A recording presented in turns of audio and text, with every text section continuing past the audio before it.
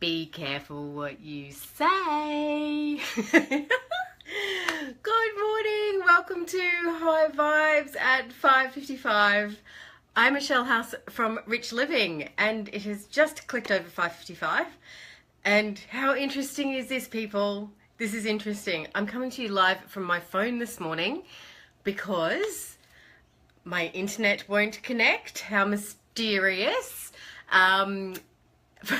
Facebook was kind of letting me in and not letting me in, and I'm thinking about what I said yesterday when I kicked off our lives, and I was talking about, we've just got to be conscious that we mightn't be able to do the live at 5:55.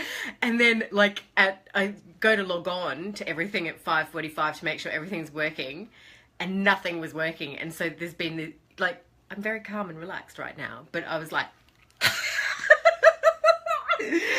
about 2 minutes ago. So, isn't that interesting? Oh, did I just manifest that? I said that yesterday. I went, we need to be careful. And then this morning I've had all this wrong. And, funny, guess what my topic this morning is? A little bit around that. A little bit more around that. Anyway, let me say good morning to everybody. Good morning, good morning, good morning. Who have we got this morning? Hey, Melinda. Yeah, did you? Oh, cool. You love the email about time. See, I can't put your little signs up now. G'day, Denise. G'day back. I've got to use my fat fingers. Hang on. Where are we? There's Melinda. Robin, Georgina, Sonia, Tony, good morning. Good morning. All right. Okay. Oh, but see, now in here, I get all the little love hearts. And I feel like I'm really in your face. Am I really in your face? Let me step back a bit. Can everybody hear me okay? Because I haven't been on my phone for a while. So can everybody hear me okay? Thumbs up. Well, guess what? Yesterday when I was doing my calendar, I worked out that on Friday, it will be my 100th 5:55. Shut up! I know. So how amazing is that? I am a little bit kind of, really? Have I stood in front of my video 100 times? What did I say? What did I say? 100 times. Oh my God. And some of you may not know this. Actually, probably most of you won't know this. I'm actually an introvert. So it's kind of weird to go, oh my God, you did that, you introvert, you did that 100 times. See, anything is possible. If an introvert can do 100 5:55s, you guys can do bloody anything. All right. So, so I don't know, might have to kind of do something special on Friday. Give me some ideas. What should I do on Friday? Maybe I need to go somewhere and do my live. That might be fun. Yeah, give me some ideas. Give me some ideas. And what I want to talk to you today about was, let me just have a quick look. There's actually two things that I want to cover in, my 5 minutes. Let's see how we go. So the first one I want to talk about is, I was on an interview yesterday. Somebody was interviewing me for their podcast, and they were talking to me about my passion, and where was I really focused, and what was my passion? And I said, I'm truly passionate about helping women and money, because I think women are the worst at beating themselves up about not managing money, and they didn't get it right. They're girls, they're no good at maths. All of these limiting beliefs and self-doubt about being able to manage money, and that it's a man's job. And interestingly, I jumped online this morning and I was having a look at the history of money. It's fascinating, because when you go back in time, like Cleopatra, she was in charge of money. Then there was, the Renaissance period where women weren't allowed to have the inheritance, and then they were allowed to have the inheritance. So there's been this big wave of women being able to have control of money and not have control of money. How's this? It wasn't until 1982. Now, for most of you, I think you were born, except you, Bailey, 1982, until women in the UK were allowed to buy themselves a drink at the pub. that blew my mind. That totally blew my mind. So when I kept looking, and then it wasn't until the 1960s that we were able, as women, we weren't able to go and borrow money from the bank unless our husband co-signed. So we weren't allowed to go and do anything on our own. And also in the 1960s, we needed our husband's permission to have our own bank account. So when you think about that and you go 1960, 2017, 40, 50, 60 years, that is not a lot of time for us to have evolved energetically, like, you know, we're all energy, energetically and emotionally and practically with money management. Yet we continue to beat ourselves up about how shit we are at dealing with it. We beat ourselves up for getting in the debt. You know, they were handing out credit cards to us in the 1970s and the 1980s without financial literacy education. You know, that's pretty freaking irresponsible. Yet we're the ones beating ourselves up because we got into the credit card debt without the tools or the knowledge or the resources or the education to know how to use it, right? So one of my passions is to help women stop beating themselves up about it. And you know, this is all unfolds because of the work that, all the prep work that I'm doing for Money School. And we do a lot of work around this. We do a lot of work around forgiving ourselves, healing ourselves, because on some level, our grandmother has passed it on to our mother, who has passed it on to us, about not being responsible about money through their thoughts, through their actions, through their DNA. We know that that's scientifically proven now. Oh my gosh, look at that, my internet just came up. Yay. So, you know, those of you, I know I've got quite a few here on this morning that are with me in Money School. We delve into this really quite deeply.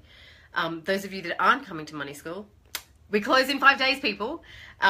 Just think about that. Think about where you're looking at yourself around money and beating yourself up. And, you know, I'm not saying, oh, okay then, it's not my fault. I'm not saying that at all. I'm saying don't be hard on yourself about it, because as soon as you put that pressure on of being tough, the blame, the even if some people it's hate about your inability to manage money, you actually don't move forward. And we want to be taking bold steps forward. Yeah? Does that help people this morning? Let me just pop on and see who we've got here this morning, because I just saw some comments come through, I think. It's really hard when I go back to my phone. Who has been up since 2:30 baking biscuits? What was that? Hang on. Lisa, baking biscuits? What are you baking biscuits for? Because you're bored, or you're doing it for some travel? Melly, good morning. Yes, thanks, Robin. And your interview for a new job, Rebecca? Congrats. Oh, or is that on Friday? Ooh, high vibes. Gee whiz, that's a high vibe day. Oopsie. I was 10. Just me too, Robin. Oh, baking for the 6 kids. The other thing I wanted to talk about today. Oh, so does that bring up anything to anybody that they want to talk about in relation to beating yourself up around money? Morning! Helen! Mwah, mwah, mwah, mwah. Helen's my beautiful friend from Melbourne. Hello, Helen. Hello. Just been talking this morning about how women really haven't had legal control over their money for the last, what did I say, 60 years. So how we beat ourselves up about not being good enough and being girls and we don't know maths, and we better give it to the man because the man knows how to handle it. All of that has been, you know, rolled down through our grandparents, through our mum, and to us.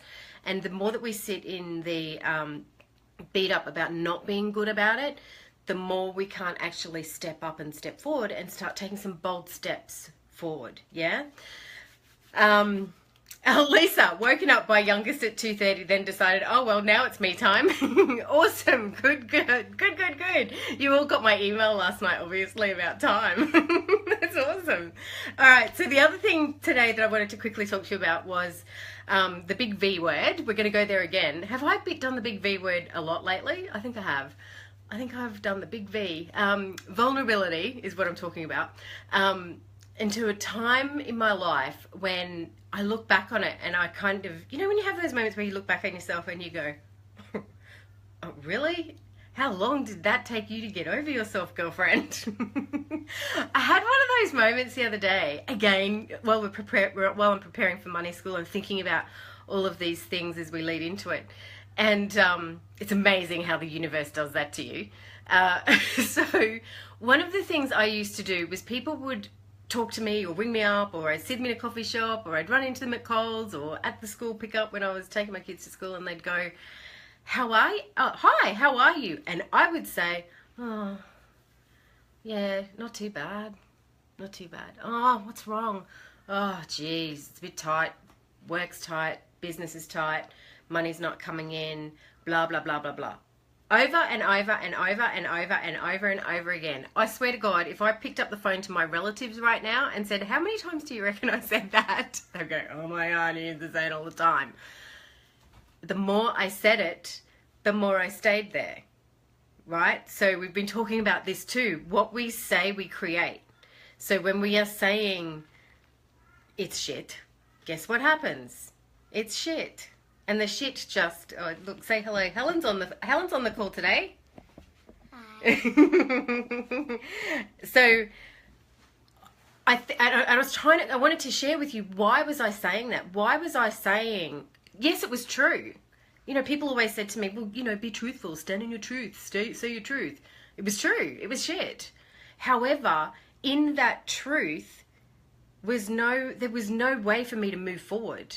There was no way for me to create. I had done that get smart, closing the doors, boom, boom, on the universe coming in to provide for me, because I have said, no, it's shit. And it looks like shit, and it's going to be like shit, because it is. Money's not coming in, the business has dried up, I really don't know what I'm doing with my company, Jonathan's got melanoma, blah, blah, blah, blah, blah, blah, blah. But it wasn't until I started to change my vibe, which I didn't know back then, but to change what I started to say. And the only way I changed what I said was by connecting to gratitude and appreciation, which is really hard when it's shit. I totally get that. I really get that, because you're so stuck in your story and you're so stuck in your world. I was so stuck in my world of, I'm never going to get out of this. We're going to have to sell the house. We're going to have to sell the cars. I'm going to have to go and get a job. Whatever. We're going to have to borrow more money to get out of the money that we borrowed. So instead of just leaving that the way it was, because there was actually nothing I could change about that. Yes, I had to be responsible, and yes, I had to take the action, but I had to change my energy. And the only way I could change my energy was go to gratitude and appreciation. And gratitude and appreciation, like I've said to you before, I'm sure a million times, was silly things to start with, because I was so cranky and so pissed off. So it was silly things like, oh yeah, okay, I thought they were silly. To lots of people in the world, by the way, they're not silly. But it was things like, I'm so grateful I've got fingers and I can type on my keyboard. Yeah, I'm grateful I've got fingers. But then I would go, actually, yeah, there are people that can't type on keyboards. You're fucking lucky. You can type on your keyboard. You have fingers. You are actually lucky. And they go, oh, okay. And then it was the next day. You'd go for a walk around the block. I'd go for a walk around the block and I'd go, wow, I'm actually really lucky that I can do this, and I can feel safe in my neighborhood. I'm not being shelled by bombs. I'm not in a gang neighborhood. I'm safe. I can move. And it was that kind of gratitude. It's not gratitude about rich and money and wealth and numbers and all that kind of stuff. It's gratitude about life. And when you can start to feel those kind of vibes, I don't know about you, but I'm feeling the vibe. I'm feeling the vibe now just through my body. When you can start to feel those loving vibes and those connected vibes, you start to open the Get Smart doors. They start to slowly open. And then the magic and the miracles can come in, because you've opened the freaking doors. So check in with what you're saying. You know, I don't know whether I said it because I wanted people, I don't think I wanted people to rescue me. It wasn't that. It was that I really thought that because I was speaking my truth, and my truth was, I'm broke and we don't have any money, I thought that that was what I was supposed to be doing. But it wasn't. It was yes, that's the truth right now, and this is how I'm managing it, but this is where I want to go. I want to go to there. So how am I going to get to there? Right, I need to change my vibe. I need to pump up the volume a bit here. The longer that we sit in our story, the longer that we sit in our story. Yeah? So I sat in that story. Helen, I can't believe you are on this call. How long did I sit in that story for? How timely. See, the universe is timely. I sat in that story for such a long time. When you look back on it and you look at that as a cartoon or a movie, and you watch it play over and over and over again, it's like going to a movie where they play that scene over and over again. You're kind of scratching your head and going, is that ever going to end? Is there actually an ending to this movie? So we need to, a wee while, she says, we need to stop the story. Just change the story a little bit. You know, I've been saying things like, I'm just trying to think, what do I say over the years? You know, we've all been talking about affirmations, and sometimes that's really hard too, because you hear the affirmation and your doubt comes straight to your forefront of your mind. So maybe things like, I'm scratching your head again. Oh, what is this, Rich Living? Hi there, Sherry. Maybe Robin can send you a bit of a link to the Rich Living information. Maybe to the page, Robin. That would be awesome. Yes, so what was I going to say? Stories. Look at what your story is and see if you can change it. And maybe it's just something like, you know what, and pretty it up. I like to pretty it up or sparkle it up. I've got coloured pens everywhere. If you came into my office, I've got coloured folders. I've got, you know, all my books are all coloured. There's lots and lots of colour going on. Sparkle up your, as my girlfriend Julie Cross would say, get your sparkle on, sparkle up your life. Imagine sprinklings of gold dust on your keyboard when you're doing the internet banking. You know, so have a look at